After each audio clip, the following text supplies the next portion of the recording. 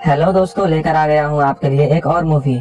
इस मूवी की कहानी है एक मासूम सी दिखने वाली लड़की पर। इस मूवी की शुरुआत होती है सिथ नाम के एक आदमी से, जो कि एनिमल कंट्रोल डिपार्टमेंट में काम करता था। सिथ अपनी ही दुनिया में बहुत खुश होता है और वो एक शांत आदमी था, जिस वजह से उसके ज्यादा फ्रेंड्स नहीं होते हैं। एक दिन वो ऑफिस से घर जा रहा था।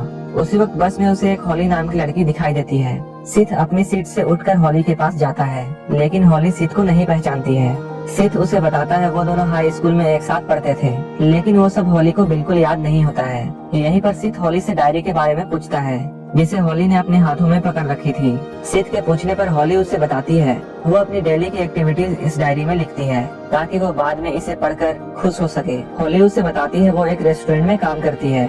हॉली से बात करके सिथ के दिल में फीलिंग आनी शुरू हो जाती है और वो हॉली से कॉफी के लिए पूछता है, लेकिन हॉली उसे बताती है पहले से उसका एक बॉयफ्रेंड है। बस स्टॉप आने पर हॉली उतर जाती है। हॉली की बॉयफ्रेंड वाली बात को सुनकर सिथ अपसेट हो जाता है। सिथ घर जाकर सोशल मीडिया पर हॉली को सर्च करता है।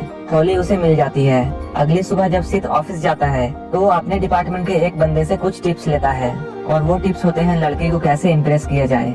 इस बंदे का नाम नेट है। नेट उसे बोलता है उसे कॉन्फिडेंट रहना होगा, क्योंकि लड़कियों को कॉन्फिडेंट लड़के पसंद आते हैं। इसके बाद सिथ डॉक्टर के कहने पर एक जर्मन शेफर्ड डॉग को लाने जाता है। वो डॉग काफी दिनों से बीमार था और उसकी हालत में कोई सुधार नहीं आ रही थी, इसलिए डॉक्टर उसे पॉइजन देकर मार डालते हैं। सिथ जब डॉग को लेने गया था तब उसने वहाँ पर एक रूम देखा था, जिसके नीचे एक बेसमेंट रूम था। इसी बेसमेंट रूम में हमारी आज की फिल्म की कहानी है। यह बेसमेंट रूम इस कहानी के लिए बहुत इम्पोर्टेंट है। इसके बाद वो घर जाता है और घर जाने के बाद फिर से वो उसकी प्रोफाइल खोलता है। सोशल नेटवर्क पर उसे हॉली के रेस्टोरेंट के बारे में भी पता चल जाता है।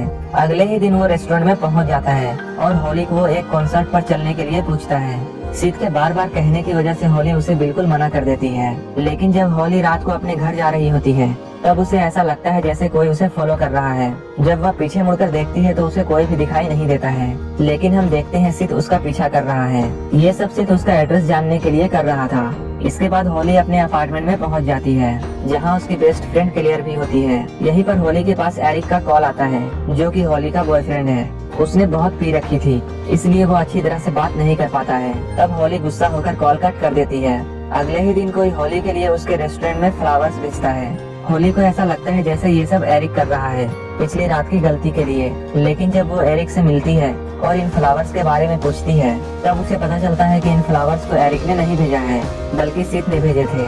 तभी सिथ भी हॉली का पीछा करते हुए वहाँ आ जाता है, जो कि उसे फ्लावर्स भेजने के बारे में बताता है। लेकिन इस बात पर हॉली को बहुत गुस्सा आता है और वो सिथ को वहाँ से जाने के लिए कहती है, लेकिन तभी एरिक वहाँ आकर सिथ को मारने लगता है और इसी बीच हॉली की डायरी वहीं पर गिर जाती है। उन दोनों के जाने के बाद सिथ उस डायरी को अपने घर लाकर पढ़ता है।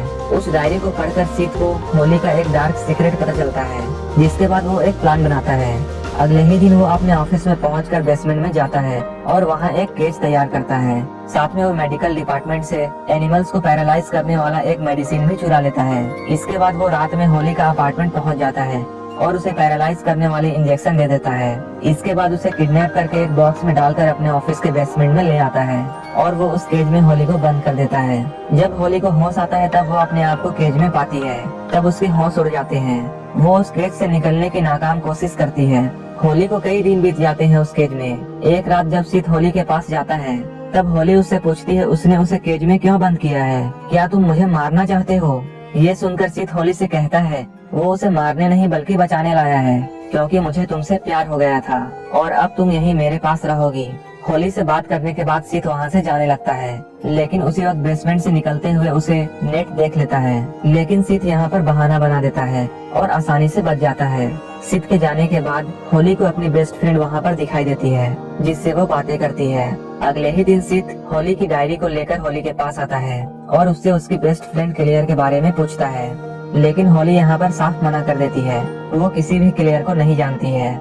इसी बीच सिथ को वहाँ पर दो लोगों की आवाजें सुनाई देती हैं। दो आवाजों को सुनकर सिथ हॉली से पूछता है क्या क्लियर अभी भी यहीं पर है, लेकिन हॉली उसे कहती है ऐसा कुछ नहीं है। यहाँ पर सिथ उससे कहता है उसने उसकी डायरी पढ़ ली है, जिससे पता चला कि तुम एक मेंटल पेशेंट हो और तुम्हें ट्रीटमेंट की जरूरत है, क्योंकि डायरी के अनुसार क्लियर मर चुकी है। कुछ टाइम पहले हॉली और एरिक की एंगेजमेंट हुई थी, लेकिन फिर उसे पता चला एरिक और क्लियर उसे धोखा दे रहे हैं। ये पता चलने पर हॉली को बहुत गुस्सा आता है और वो एक प्लान बनाकर अपने साथ क्लियर को एक कार में ले जाती है और कार एक्सीडेंट करके उसकी जान ले लेती है। लेकिन होली कहती है यह एक फिक्शन स्टोरी है जिसे मैंने डायरी में लिखा है। ये सुनकर सीत कहता है पहले तो उसे यही लगा था, लेकिन बाद में वो पुलिस स्टेशन जाकर क्लियर के बारे में पूछ कर आया है, जो कि बिल्कुल सच है। यही नहीं बल्कि सीत उसे ये भी बताता है उसने कई और लोगों को जलाकर, गला घोंटकर और बाकी कई तरीकों से मार डाला। सीत बोलता है उसने उसे केज में इसलिए बंद किया है ताकि वो और लोगों को उससे बचा सके और उसे भी पुलिस से बचाकर अपने पास रख सके।